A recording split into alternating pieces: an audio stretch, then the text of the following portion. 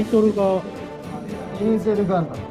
エーゼルガンダム。この羽がエンジェルみたいなので、エンジェルガンダムではちょっとなってことで、エーゼルガンダムにしました。ああ、なるほど。そうですね、ミキシングがメインですね。頭から胸周り、腰周りぐらいまでが、はい。プラバンやポリパテの造形で、はい。それ以外はほとんどミキシングです。例えば、頭部の形状とか、この胸のこのパーツとか、この腰の赤い部分とかは、ポリパテやプラバンで作ったので、でも、こういう、この縦の、この辺とか、この羽まで全部ミキシングです。これ飛行機パーツですか？これはゼータの一番端っこの羽の部分。ピョって一番出てる。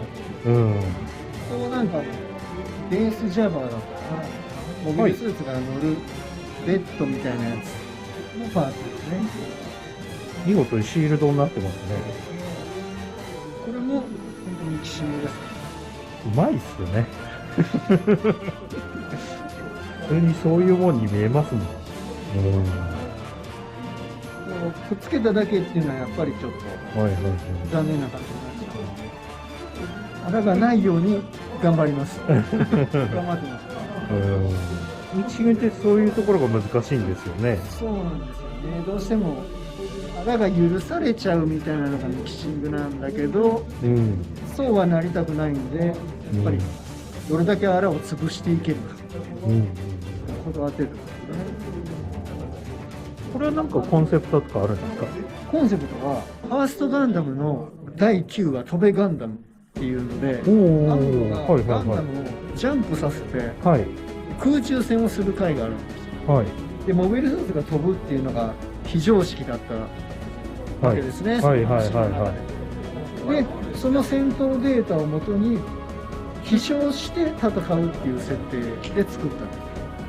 モビルスーツは飛べないんで、基本。飛んでるように戦うっていう。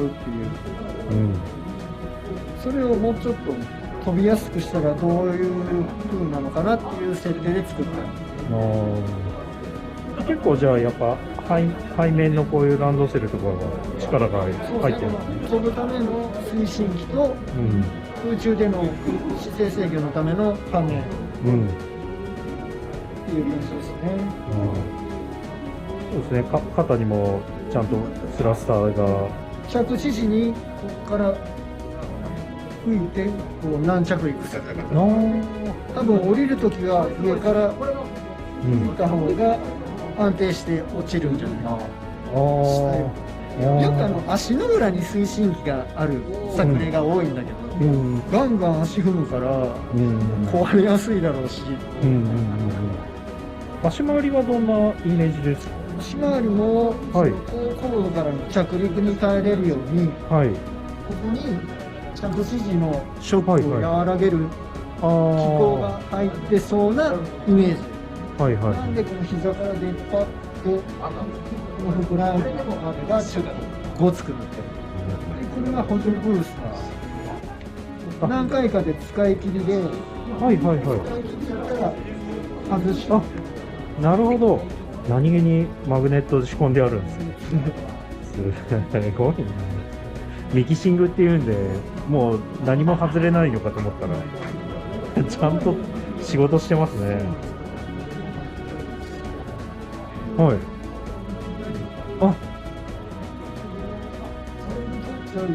たちょっと印象が変わる。これは1年ぶりぐらいですか？オリジナルで作ったのは本当久しぶりで、去年から作り始めて本当丸1年ぐらいかかって作りましたね。まだ見ぬ夢の続きを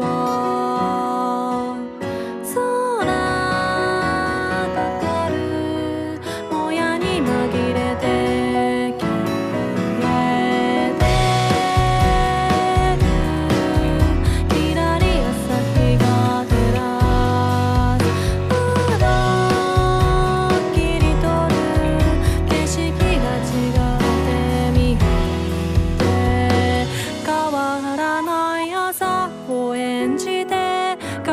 しきれない昨日のじわり痛む傷は風にくるませてちょっと面白い本当完全なオリジナルを作りたい。なので、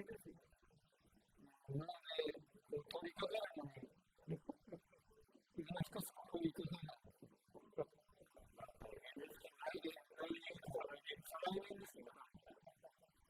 ゆらりふらり風に揺れるスカートためらう発植物やめくろが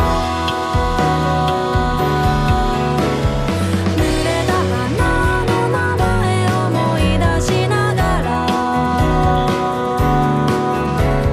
踏み出せば逃げた青にかかる虹色をたどる